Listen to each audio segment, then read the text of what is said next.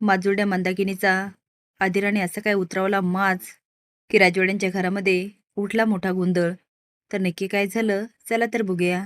तर घडतं असं, आदिरा छान पदार्थ बनवते. आता बाबा रोहन आवडीने खात असतात. मंदाकिनी एक घास घेते. खरं तर तिला खूप आवडतो, पण आता आदिराचं कौतुक म्हटल्यावर मंदाकिनीच्या खूप जीवावर येतं आणि नेहमीप्रमाणे ती नाव ठेवते. फक्त नाव ठेवत नाही तर म्हणते, बघितलंस, आतापर्यंत मी सगळ्यांना हेल्दी खाऊ घातलं. आमटी, भात, भाजी, पोळी याला करायला खूप कष्ट लागतात. आजकालच्या मुलींना ते जमणार थोडीच. हे काय, घेतला आपला तांदूळ आणि बनवलं काहीतरी. बाई, माझ्या तर घशाखाली पण घास जात नाही. आदिरा म्हणते, आई मग नका खाऊ ना, तुम्हाला कोणी आग्रह केला का? मंदाकिनी म्हणते, बघितलं कशी बोलते. माझी सुष्मिता बघा, सासूसमोर वर तोंड करूनही बोलत नाही. मुलींना असे संस्कार द्यावं लागतात, नाहीतर राजवाड्यांचे संस्कार. आदिरा म्हणते, आई तुम्हाला काय म्हणायचं? माझ्या घरच्यांनी मला संस्कार दिले नाही. मंदाकिनी म्हणते, दिसतच येते. आता आदिरा चांगलीच भडकते आणि म्हणते, मी काही केलं तरी यांना आवडतच नाही. ह्या माझ्या संस्कार काढतात, ज्यांना स्वतःला संस्कार नाहीत. मंदाकिनी म्हणते, आई आई आई बघितलं का, माझे संस्कार काढते, सासूचे संस्कार काढते. अहो आता का बोलत नाही तुम्ही? बा म्हणतात, आदिरा एवढं सत्य बोलू नये.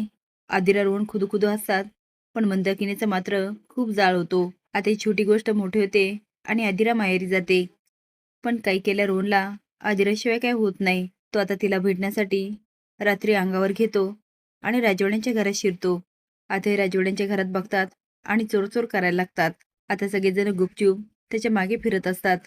रोहन त्यांना थड मारायचा खूप प्रयत्न करतो, पण चिवट राजवाडे त्याचा काय पिछा सोडत नाही. तेवढीत आदिरा येते आणि रोहनला धडकते, पण त्याच्या अंगावर ब्लँकेट असल्यामुळे ती जोरात किंचळते. आता समर पळत येतो आणि रोहनला मागून पकडतो. त्याची साथ देण्यासाठी स्वानंदी पळत येते आणि समरला मदत करते. आजी आणि मलिका झाडू घेऊन सगळ्या घरभर फिरत असतात. तेवढेच सुशाने आणि अंशुमन येतात. मलिका म्हणते, तुम्ही आत जा. आता ते घाबरतात आणि दोघंही आत पळतात. चोर पकडला म्हणून सगळाच आरडाओरडा होतो. आता मलिका जाते आणि काठी मारणार, तेवढ्यात रोहन अंगावरचं काढतो. आदिरा म्हणते, समोर म्हणतो, रोहन. स्वानंदी म्हणते, रोहन अरे तू इथे काय करतोस आणि या अवस्थेत? मलिका म्हणते, अगं बाई जावई बापू, अहो तुम्ही अशी का आलात? बरं झालं बाई मी काठी मारली नाही. समोर म्हणतो, रोहन अरे हा काय प्रकार आहे?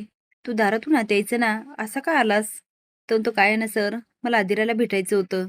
आदिरा म्हणते, पण मग असा का आलास तू? तो सरळ सरळ दारातून आला असतो तर तू काहीच ऐकून घेतलं नसतं. मग काय सगळे जमा झाले असते आणि सगळाच गोंधळ झाला असता. म्हणून म्हटलं तुला गुपचूप जाऊन भेटावं आणि तुझी समजूत काढावी. आता रोहनचं सगळ्यांना खूप कौतुक वाटतं. खास करून आजी खुदू हसायला लागते. समर स्माईल करत म्हणतो, छान छान छान. प्रेमासाठी कुणी काय काय करतं हे समर आणि स्वानंदीला कळतं. ते आता रूममध्ये जातात. समर म्हणतो, स्वानंदी मॅडम, ती फक्त स्वानंदी म्हणा ना, मी तुम्हाला कशी राजवाडे म्हणते? समोर आता धीर करतो आणि म्हणतो, स्वानंदी. हे बोलता बोलता त्याने डोळे झाकलेले असतात. आता स्वानंदी येते आणि त्याच्या गालावर किस करते. तो दुसऱ्या गालावर बोट ठेवत म्हणतो, यावर का अन्याय? ह्याला न्याय आणि ह्याच्यावर अन्याय. आता स्वानंदी येते आणि त्या गालावरही किस करते. समर तिला मागून आवळतो आणि दोघं जण जास्त जवळ जातात. मलिका चोरून बघत असते आणि म्हणते, आता काय करायचं? यांना कसं थांबवायचं? पण तेवढ्या स्वानंदी म्हणते, राजवाडे दार उघडे. ती आता जाते आणि मलिकाच्या तोंडावर धाडकन दार लावून घेते. मलिका तनतन करत बेडरूममध्ये जाते आणि म्हणते, संपलं, आता सगळंच संपलं.